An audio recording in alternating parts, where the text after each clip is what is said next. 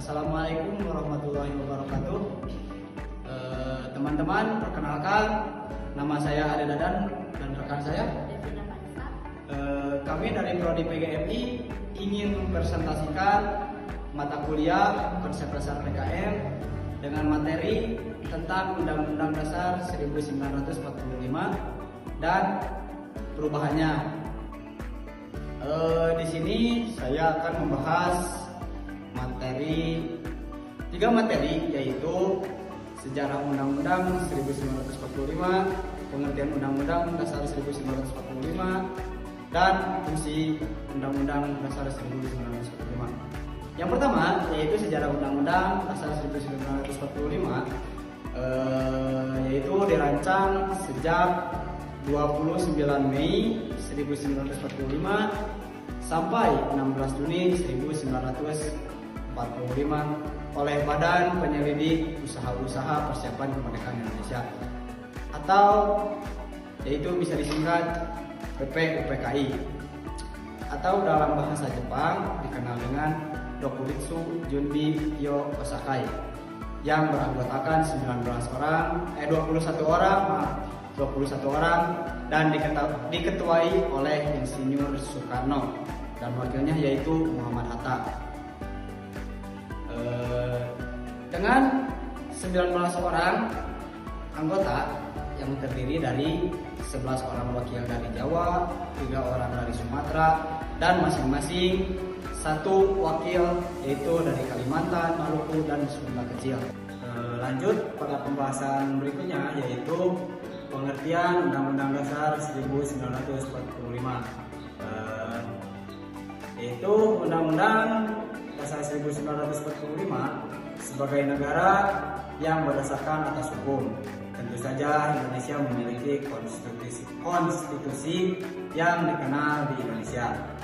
Dikenal dengan Undang-Undang Dasar 1945, Undang-Undang Dasar Negara Republik Indonesia tahun 1945 atau disingkat dengan UUD 1945 adalah hukum dasar tertulis dan juga konstitusi pemerintah negara Republik Indonesia. Saat ini Undang-Undang Dasar 1945 adalah lembaga negara yang mengikat pemerintah.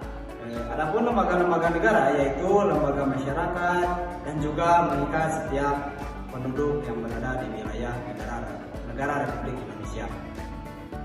Adapun sidang pertama Panitia Persiapan Kemerdekaan Indonesia atau disingkat PPKI berlangsung pada tanggal 18 Agustus 1945 yang bertepatan di Gedung Pancasila. Sidang tersebut menghasilkan beberapa keputusan. Yang pertama yaitu menetapkan dan mengesahkan pembukaan Undang-Undang Dasar 1945 yang bahannya diambil dari rancangan undang-undang yang disusun oleh panitia perumusan pada tanggal 22 Juni 1945.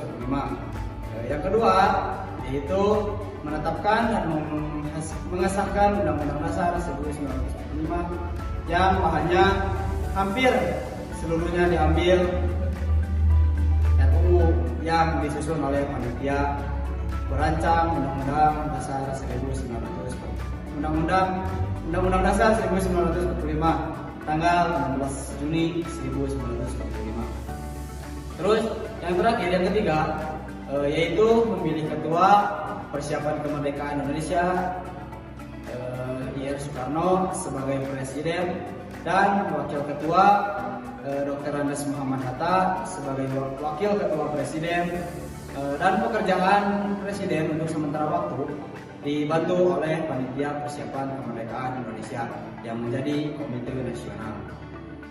Terus yang pembahasan yang selanjutnya yaitu fungsi Undang-Undang Dasar 1945. Telah dijelaskan bahwa Undang-Undang Dasar 1945 adalah dasar hukum tertulis yang mengikat pemerintah, terus lembaga-lembaga negara, lembaga masyarakat, dan juga mengikat setiap warga negara Indonesia dimanapun mereka berada. dan juga mengikat setiap penduduk yang berada di wilayah negara Republik Indonesia. Mungkin sekian presentasi dari saya, dan akan dilanjutkan oleh rekan saya yang bernama Devina Marisa. Dipersilahkan. Sebelumnya terima kasih kepada rekan saya yang telah memberikan saya kesempatan untuk menjelaskan materi selanjutnya. Materi selanjutnya yaitu tentang perubahan amandemen Undang-Undang Dasar 1945. Ada 4 kali perubahan amandemen Undang-Undang Dasar 1945 pada sidang tahunan, yaitu Sidang Umum Majelis Permusyawaratan Rakyat pada tahun 1999 pada tanggal 14 sampai 21 Oktober tahun 1999. Amandemen pertama Undang-Undang Dasar tahun 1945.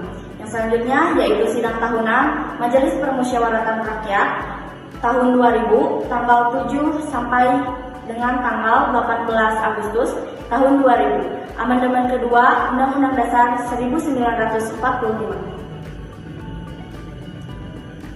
Yang selanjutnya yaitu sidang tahunan Majelis Permusyawaratan Rakyat tahun 2001 tanggal 1 sampai tanggal 9 November tahun 2001. Amandemen ketiga Undang-Undang Dasar 1945. Selanjutnya yaitu tujuan amandemen Undang-Undang Dasar 1945.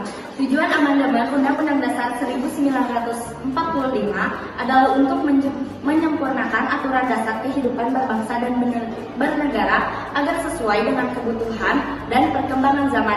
Yang pertama yaitu memperluas partisipasi masyarakat, yang kedua memperkuat jaminan atau pelaksanaan kekuasaan negara kepada rakyat, yang ketiga membatasi kekuasaan presiden, yang keempat memperluas otonomi daerah dan desentralisasi, yang kelima menegakkan hak asasi manusia, yang keenam mendemokratisasi proses pemilihan, yang ketujuh memisahkan struktur TNI dan Polri, dan yang kedelapan membentuk lembaga baru seperti Dewan Perwakilan Daerah, Komisi Yudisial, dan Mahkamah Konstitusi.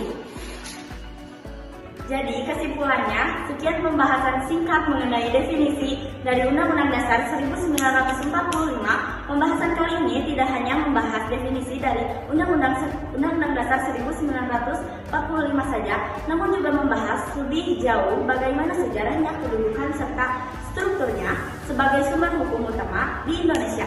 Memahami pengertian dari Undang-Undang Dasar 1945 memberikan kita pengetahuan tambahan mengenai berbagai aturan hukum yang telah susah payah dirumuskan oleh para proklamator negara, serta telah mengalami beberapa perubahan untuk menyesuaikan dengan ketentuan hukum yang berlaku sampai saat ini. Sekian pemaparan presentasi materi dari kami. Mohon maaf bila ada kekurangan karena kami masih dalam tahap belajar. Wassalamualaikum warahmatullahi wabarakatuh.